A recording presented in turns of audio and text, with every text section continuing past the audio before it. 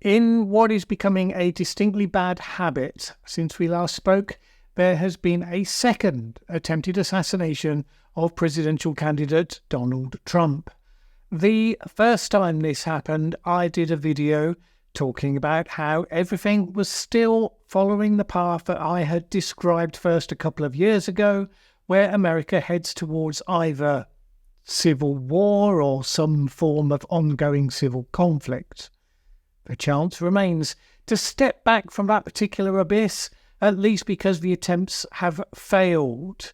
You kind of enter different territory should one of them, God forbid, succeed. But what is becoming clear is that America is starting to commit itself to one of the preconditions for civil war, which is the normalizing of political violence. Really not a place you want to go, except that everything America is doing screams that actually, no, it really does want to go to that place. The only thing people disagree about is, of course, who should get the blame. Partisans think it's the other side. Exactly what happens in every country where political violence has indeed been normalized. Of course, the truth is that the biggest targets, the presidential candidates, certain other high-profile political figures, do enjoy a higher degree of protection. Makes it hard to hit them. Ultimately, if you go out into public spaces, you can still be at risk from an individual with a high-velocity rifle in an overlooking apartment or something. But as much as places can be controlled, they usually will be with those figures.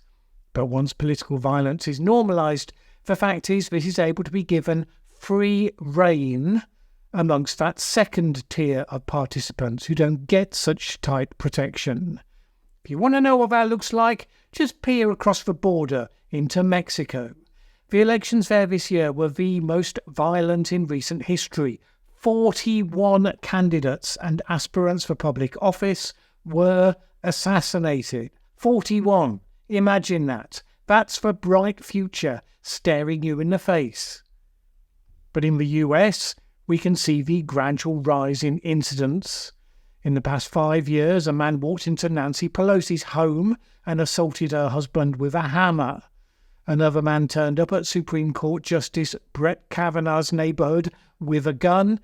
One appeared at an office of Virginia Representative Jerry Connolly with a baseball bat, attacking 2 staff members when it turned out that Connolly himself wasn't there.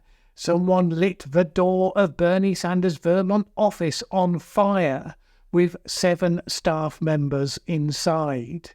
And the list goes on, and it's being added to every week.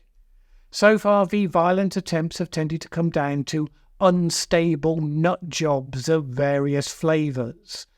This is the only silver lining for 2 obvious reasons. One, it's a lot preferable to the rise of organised violent forces planning a systematic campaign.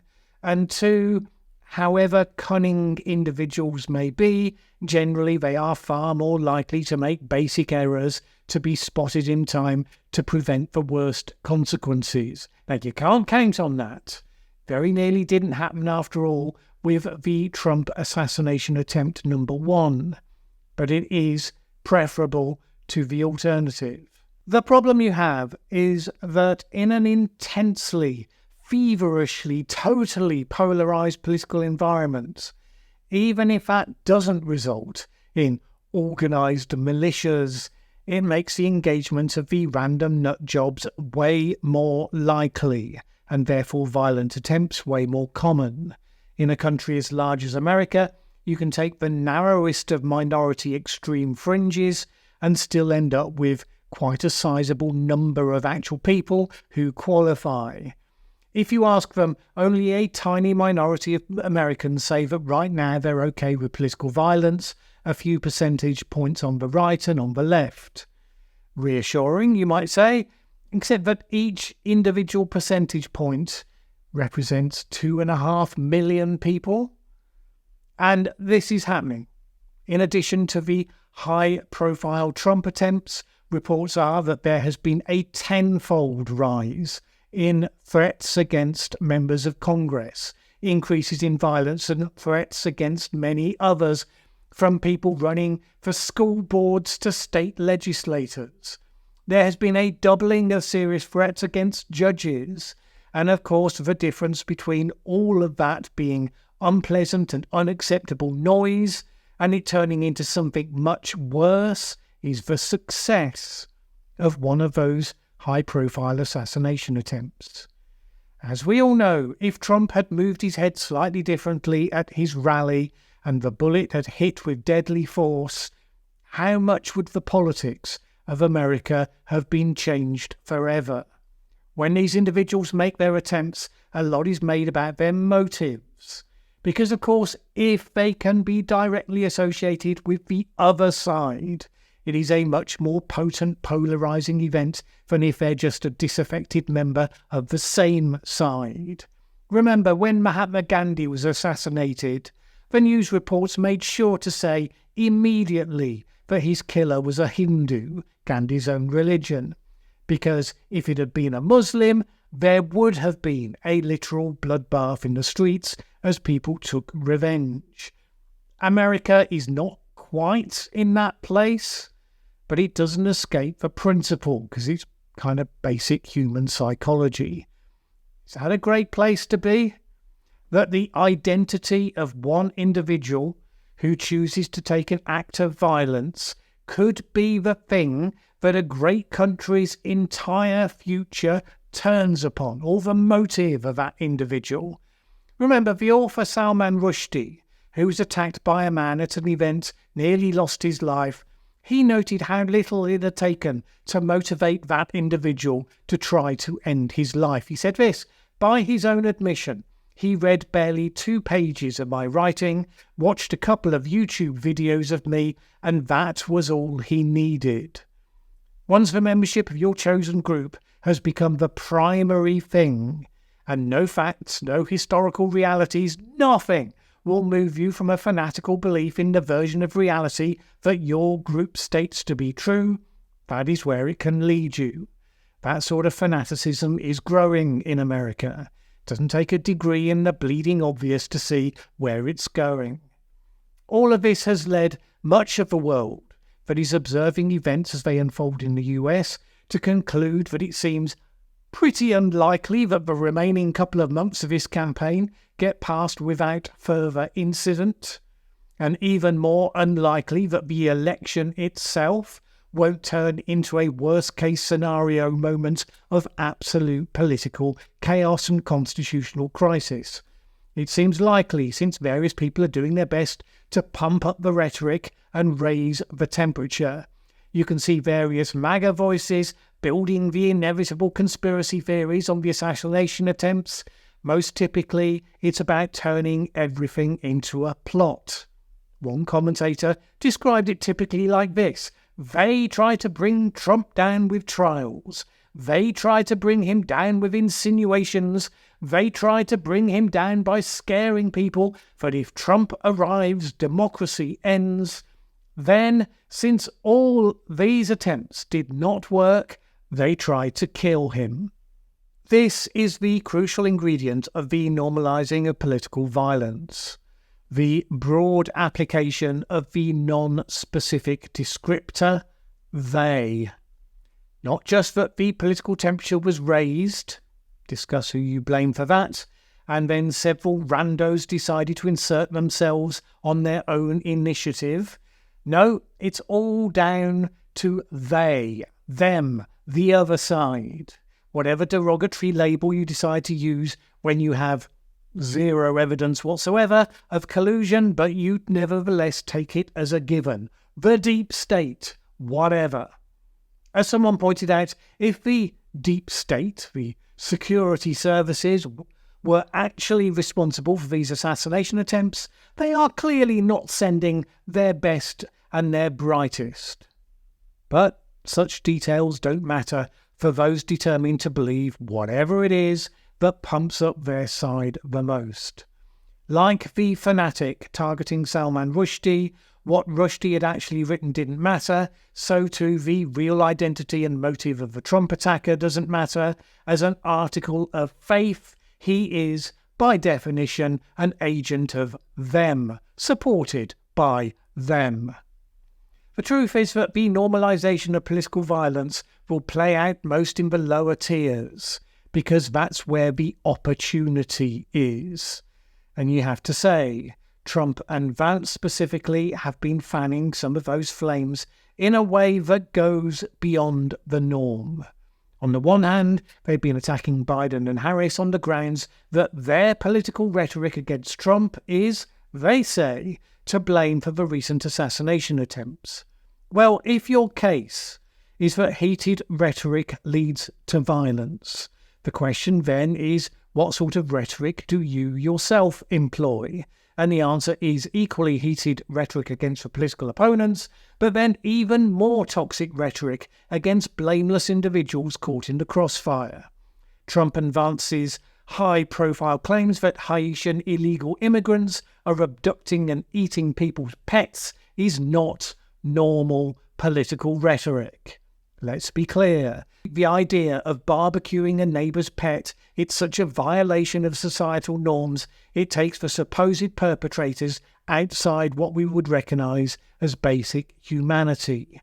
Applying that sort of dehumanisation to a very specific named group in a very specific location is an invitation to the true believers with sufficiently low-voltage brain power to literally accept it, to show their disgust to the people so identified.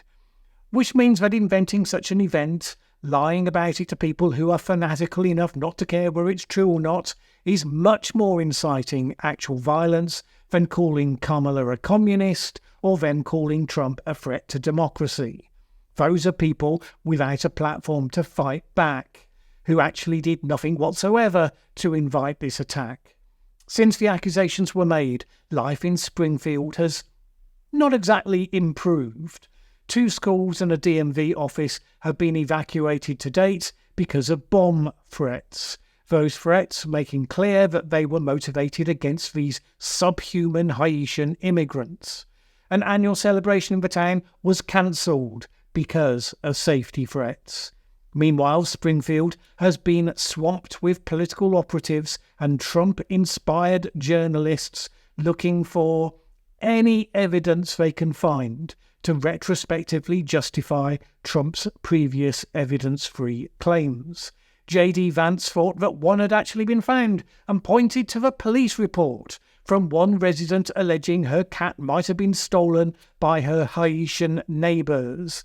But, of course, by now, when it's all blown up, she was just a victim of the hysteria. Her cat, Miss Sassy, turned up to have been hiding in the basement the whole time. How is this even a thing we're discussing in the context of an election, you might ask yourself? Largely because Trump knows that if you come up with things like this that makes people talk, people don't remember or care about the details after the event. They remember an emotion, they remember an impression. In 2016, it worked well. Trump made inflammatory comments about immigrants. It provoked furious backlash from the opposition and from the media. And when it had all died down, well, people remembered it. And they remembered just one thing about it: Trump is strong on immigration. Now, it's a risky play because you're not wholly in control of how it plays out and what gets remembered. In this case, will it be Trump and Vance are strong on immigration, or will it be that they made themselves ridiculous talking about cats and dogs? Only time will tell. In the meantime, the consequences for everyone else can be real and can be extremely difficult.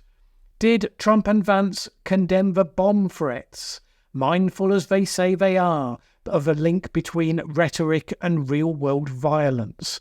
No, they didn't. Not to date. Trump was asked if he denounced the bomb threats. He said instead, "I don't know what happened with the bomb threats. I know that it's been taken over by illegal migrants, and that's a terrible thing that happened." He promised a mass deportation from Springfield if he were to return to office. Now, the vast majority of Haitians in Springfield are reportedly not illegal migrants. They are there legally, mostly moved there to take up jobs. That's not the story, though, that enables you to dehumanize them in this way. This is all part of the process of normalizing political violence. The other aspect is then focused on the machinery of running the election itself. All the rhetoric about the stolen 2020 election has led to an increase in reports of intimidation and threats against election workers. This election is clearly going to be one of the closest in American history. In the 15 presidential elections since 1964, one candidate led by more than 5 points in the national polling average for at least 3 weeks, something that hasn't been true for a single day in this election. So it will come down to tens of thousands of votes in just a handful of states. This is the nightmare scenario because the situation has inbuilt the absolute certainty of many dramatic claims of fraud circulated across Twitter, fed in by around 175,000 volunteer poll watchers for Trump. Republicans have already filed more than 100 lawsuits against various voting and election procedures. The fact that most of the claims will turn out to be complete nonsense, again, won't matter to the true believers. We know this because we see it in action every day. We have reached the point where significantly high percentages of people have a reflexive presumption that the authorities are lying, that the media are lying, that everyone except for their people are lying, that the only people that they feel they can truly trust are the most extreme and fact-free ranters on Twitter. Here's the thing, it is not so-called Trump derangement syndrome to recognise reality. So long as Trump refuses to accept any result for the election except for one where he's the winner, then yes, he is, by definition, a threat to democracy. He was playing with fire when he said it in 2016. He was doing so even more in 2020, and he is sitting on an absolute bone-dry tinder heap, playing with those matches by saying it in 2024. Is it a purely one-way process? No, I'd say a good 50% and maybe more of the erosion of democratic norms in the US over the last decade to this point has come from Democrat politicians and activists overreacting to Trump than they actually have come from Trump himself, violating democratic norms in the name of preserving democracy. And that is one of the ways that normalising political violence also happens. The other side has utilised its lawfare against Trump, adding to the stakes, making it clear in his mind that winning this election is the only way to stay out of jail. And they only have themselves to blame because Trump's candidacy only gained any momentum whatsoever after they started hitting him with indictments. Before then, he was a bit of a joke. And you can add to that the media censorship of certain views at key inflection points, the big tech partisanship, the demonisation of what had been mainstream political positions just the day before, the woke mobs, all of that. It is relevant, but right now, at this moment, it's not equal.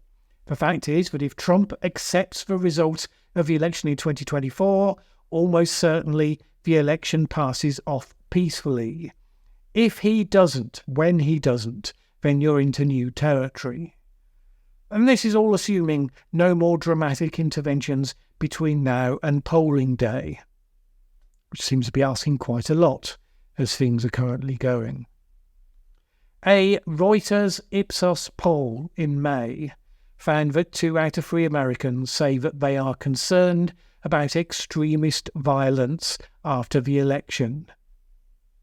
I can only imagine the other third are either people who never watch the news, or alternatively, I suppose they might be the people who are actually looking forward to that violence.